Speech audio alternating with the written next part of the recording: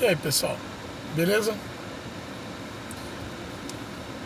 Uma certa vez eu estava em uma reunião em que o bispo Edir Macedo estava fazendo com os pastores lá na Netuse Pérez, era a subsede de lá de São Paulo, né? E ele só fazia reunião com as 70 maiores igrejas, né? Ele dizia que só fazia reunião com as igrejas maiores, que quem quisesse assistir reunião tinha que crescer. Pelo menos na época era assim, né? Hoje eu não sei. E quem fazia a reunião com as outras igrejas era o bispo, no caso que presidia o Estado, né? Então, nessa reunião, no auge daquela confusão, não sei se vocês lembram, né, que o Carlos Magno, que diga-se de passagem era o braço direito do Edir Macedo, publicou aquele vídeo, ele ensinando a pedir oferta, a tirar oferta das pessoas. E houve um escândalo, um reboliço muito grande dentro da igreja, né? De sorte que obreiros, membros, até pastores nessa época se escandalizaram e saíram da igreja, né? Então ele fez essa reunião e nos ensinou que pregasse para os membros, para os obreiros, que era inevitável que não houvesse o escândalo. Aí ele citou aquele exemplo da árvore que dá fruto, né? Ninguém joga pedra numa árvore que não dá fruto, né? E que o diabo também só perseguia a igreja quando a igreja era de Deus, quando ela não agradava ao mundo, quando ela não agradava a Satanás. Então é normal com que as igrejas que seguem a Deus sejam perseguidas, né? Que atirem pedra nessa igreja. E ele disse assim: olha, pastores, e vocês têm que ensinar para as pessoas que no dia que essa igreja deixar de ser apedrejada, no dia que essa igreja deixar de ser perseguida, aí sim é que elas têm que tomar cuidado. Porque o diabo, ele só quer destruir a igreja que produz frutos, a igreja que é de Deus. Aí eu estava aqui pensando aqui comigo, será que a igreja não chegou nesse patamar? Porque as igrejas de hoje, elas não são mais perseguidas, né? Ninguém mais persegue a igreja. Não é porque hoje o Lula decretou que nós seríamos um país laico e que todos têm que respeitar. Não é por isso, né? É porque realmente, pessoal, hoje as igrejas evangélicas de hoje, elas deram as mãos ao mundo, né? Elas deram as mãos ao erro. A igreja evangélica hoje, ela tem sido escárnio no mundo inteiro. Por quê? Porque eles, quando eu digo eles, eu falo o Silas Malafaia, o Macedo, o R.R. Soares, o Feliciano, o Valdomiro. Observe que esses homens deram as mãos, né, a tudo quanto é tipo de político. Às vezes o político corrupto, né?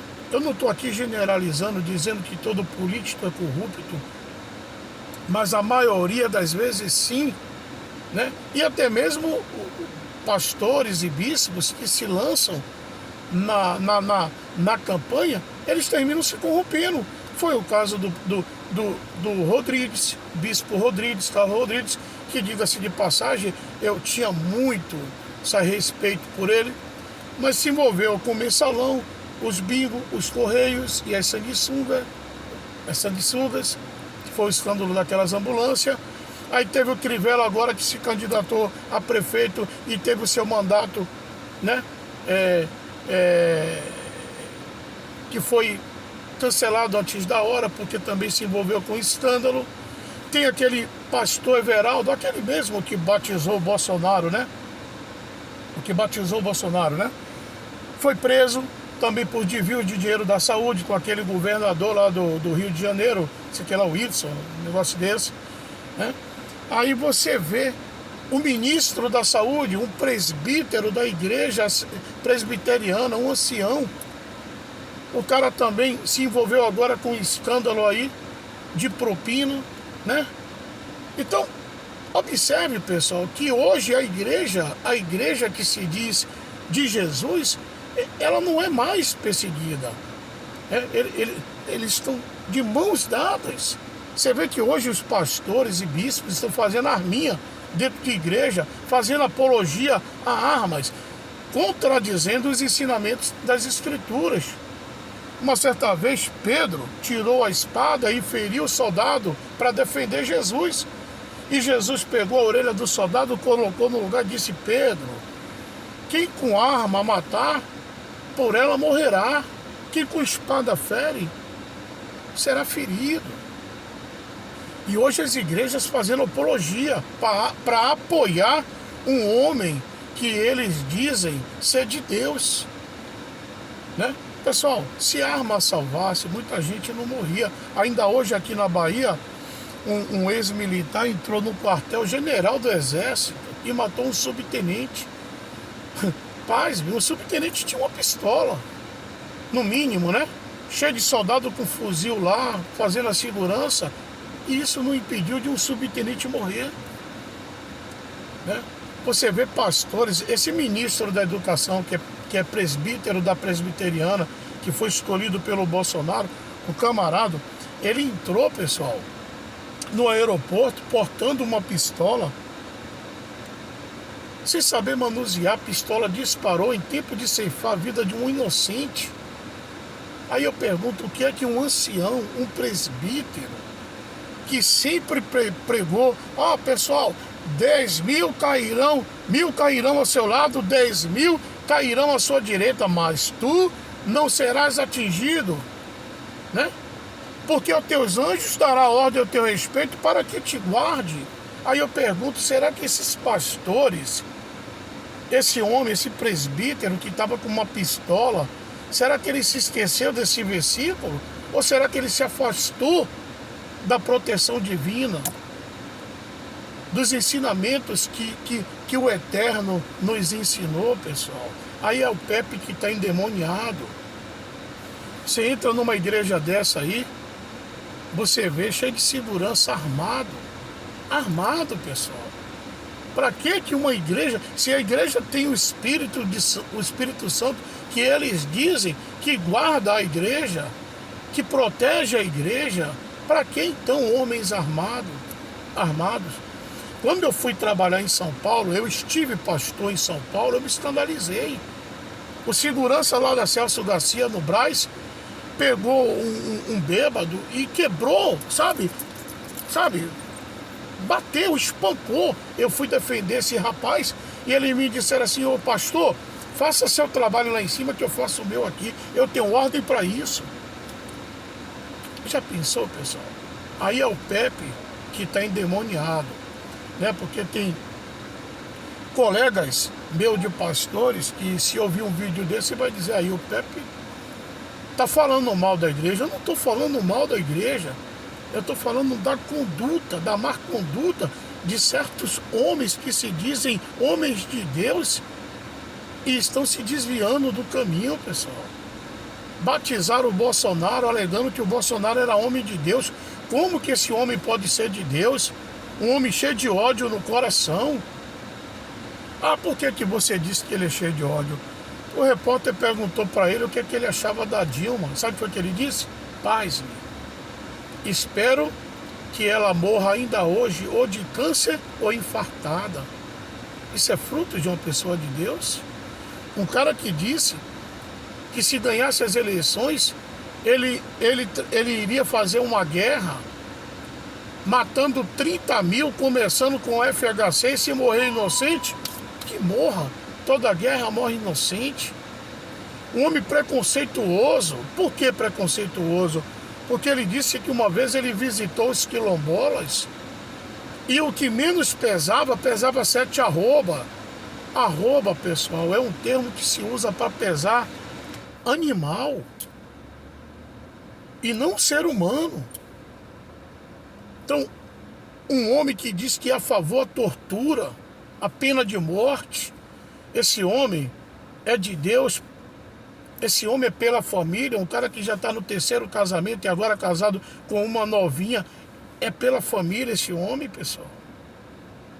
Quer dizer que isso é ser família? Aí então, pessoal, eu não estou falando mal da denominação, estou falando desses homens que se titulam homens de Deus e está levando o povo ao erro. Só para finalizar, uma certa vez eu estava conversando com um colega lá em São Paulo, ele disse: Pepe, eu tenho orado a Deus, velho, para Deus terminar esse trabalho de só campanha, dinheiro, dinheiro, mas eu não posso, né, me levantar contra o ungido de Deus, porque a gente tem que obedecer. Pessoal, a Bíblia diz que importa obedecer a Deus do que a homens. A gente não tem que obedecer a homens se a gente desobedece a Deus. Ah, mas é porque Deus vai cobrar dele. Não, Deus vai cobrar de você. Tem um versículo no Apocalipse, pastor, bispo, obreiro, que diz assim, ó: retirai-vos dela, povo meu, para não ser cúmplice, olha só, cúmplice dos seus erros e participantes dos seus castigos.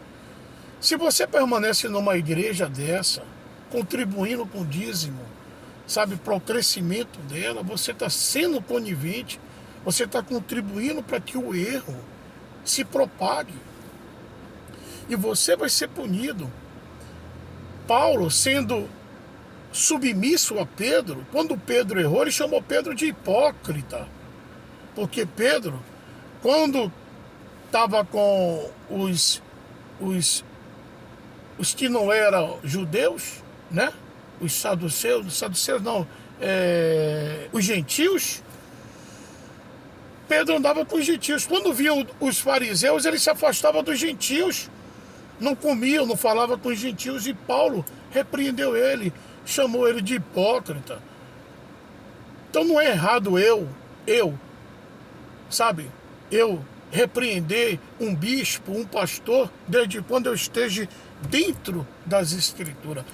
Obreiro, toma juízo, obreiro. Pastor, eu sei que dentro dessa igreja tem homens sinceros, tem obreiros sinceros, tem pessoas sinceras. Abra os olhos, responda você mesmo. O próprio Edir Macedo nos ensinou que se essa igreja deixa de ser perseguida, é porque ela não está mais agradando a Deus. Será que não é isso que está acontecendo? Pare e pense e responda a você mesmo, valeu? Eu não estou endemoniado, não. Eu não sou pastor, sabe? Eu não frequento nenhuma igreja evangélica, eu creio somente em Deus e hoje não faço questão de igreja. Não tenho religião, minha religião é amar aquele Criador lá de cima, aquele Deus, esse Deus maravilhoso, entendeu? E procurar fazer o que é lícito, sabe? Procurar ser um cara, sabe, que ame o seu próximo. É difícil hoje, mas procurar fazer o que é certo, andar com retidão, com honestidade. Isso sim. Eu sei que eu tenho falhas, todos os pastores têm falhas, mas eu não estou aqui criticando falhas humanas, e sim erros bíblicos, erros de homens que estão levando o povo à idolatria. Você vê na igreja, mito, tem um vídeo aí, o povo mito. Meu Deus, isso é idolatria, pessoal. Pelo amor de Deus, acorda. Isso é idolatria. É idolatria. Simplesmente idolatria. Um abraço. Fique com Deus.